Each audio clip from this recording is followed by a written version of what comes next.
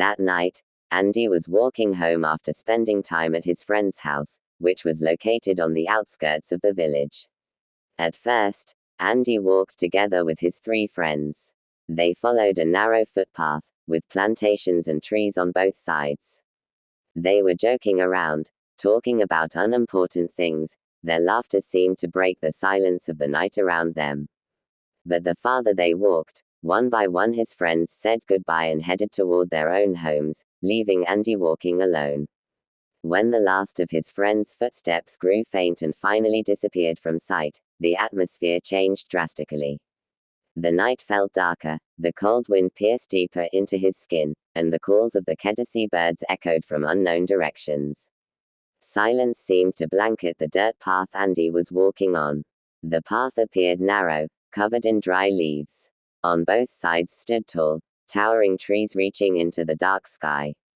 Their leaves brushed against each other gently, producing a faint whisper that was difficult to understand.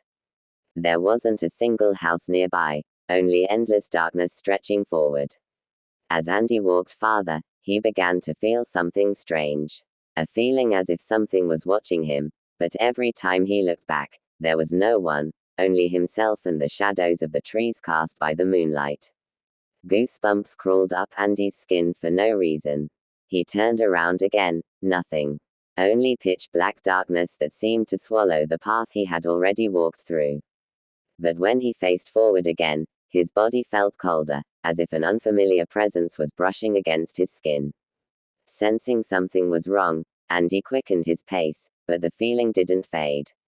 It grew stronger, as if from behind those towering trees. Something was following him, like a flicker of a shadow, with red eyes watching from the darkness. Not far ahead, a thin mist slowly began to appear, bringing a suffocating silence.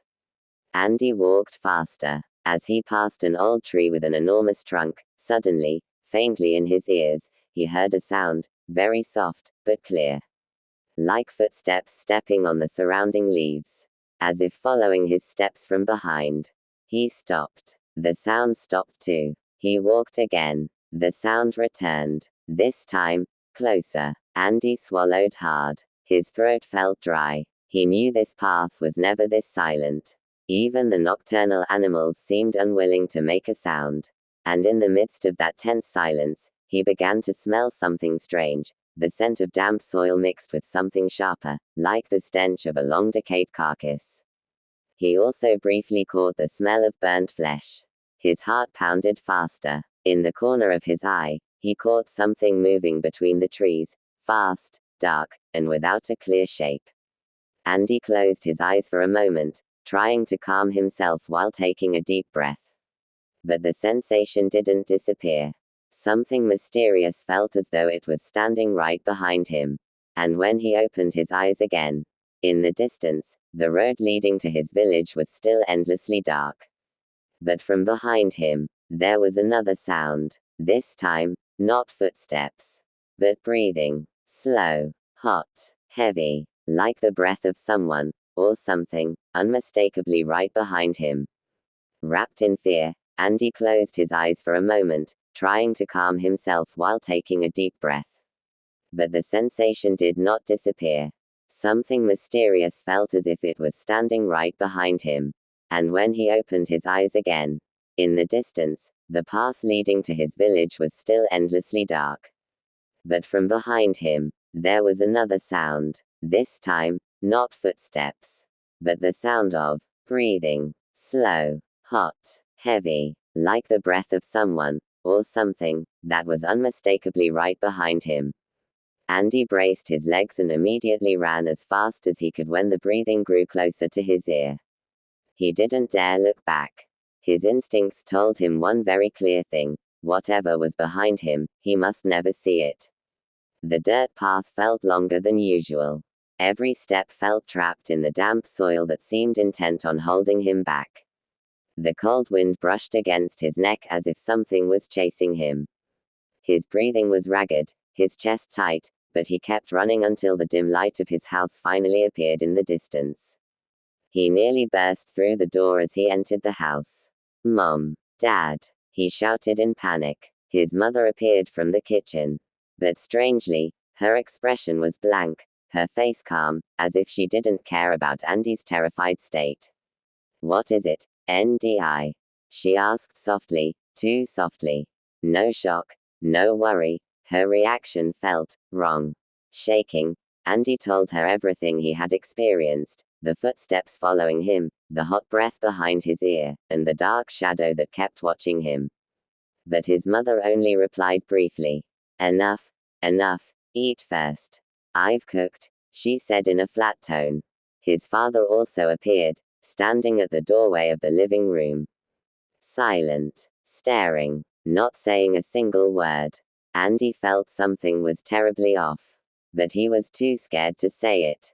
The dining table had always been ordinary, but tonight it felt different. Something strange lingered there, something he couldn't explain. The old wooden chairs that usually creaked were silent. Unnaturally silent, as if the house had been swallowed by stillness. A dim old bulb hung above the table, motionless. Its weak glow made the shadows dance across the walls. Andy studied the shadows, and strangely, he saw more than just the shadows of the furniture. Something else seemed to be hiding among them, shifting and darting quickly. Soon, his mother placed the food, rice, vegetables, and a simple side dish. Yet, somehow, the aroma was absent, as if there was no food before him at all. A moment later, his parents sat with him. They did not speak, nor did they touch the food. They only stared at Andy. With blank, empty eyes. Not blinking at all. Andy hesitated, merely staring at the food in front of him. Slowly, the bulb above his head swayed slightly. He thought it might be from the wind, though he knew both the door and windows were closed. There was no way the wind could get in. The lamp continued to sway, producing a soft, eerie creak. Andy glanced at his parents. Each time the light moved, their faces seemed to change slightly, becoming paler, slightly bluish, with dark circles around their eyes. Each passing second grew more unsettling. Andy took a small spoonful of rice, trying to distract himself. But the food tasted strange, as if he were chewing on rotting wood. The meal was far too silent. Even the sound of his spoon touching the plate was absent, as if all noise was swallowed by the silence. Minutes passed with Andy sitting quietly at the table, until he noticed something that nearly stopped his heart.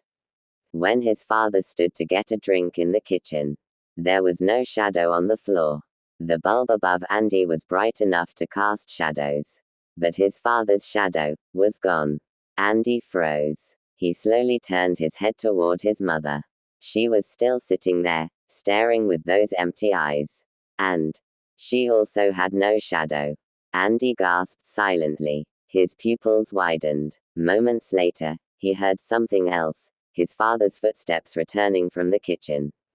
But the footsteps made no sound at all. The wooden floor of their old house always creaked when stepped on. But now, it was as if his father was floating above the floor.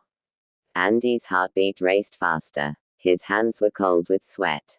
He looked down, pretending to chew, occasionally forcing a small smile at his mother, trying to appear calm. Even though his entire body trembled violently. I think I'm full, Mom, he whispered. With trembling legs, Andy stood up. I'll go to my room for a bit, Mom, he said softly, his head still bowed, wrapped in fear. His mother only nodded slowly. No smile, no expression. Her eyes followed him as he walked away. His father did the same, staring at Andy with a blank face and wide, rigid eyes. Andy walked toward his room, holding his breath so he wouldn't appear panicked. But as he passed the living room, he noticed the large mirror in the corner. The reflection showed his own figure. But behind him, in the mirror, the two figures of his parents sitting at the dining table looked different. In the reflection, his mother appeared in a white gown, with long hair, a pale face, and dark circles around her eyes. His father's face looked charred black, with empty sockets where his eyes should be. Andy nearly screamed, but with all his strength, he held it back.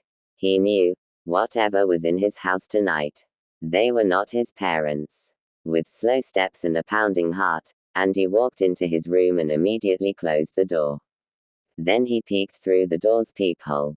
His parents, who had been sitting at the table moments ago, had suddenly vanished. And from behind him, a hand touched his shoulder. "Don't know too much, son," a voice echoed clearly into Andy's ear. Andy turned around. He screamed and fainted.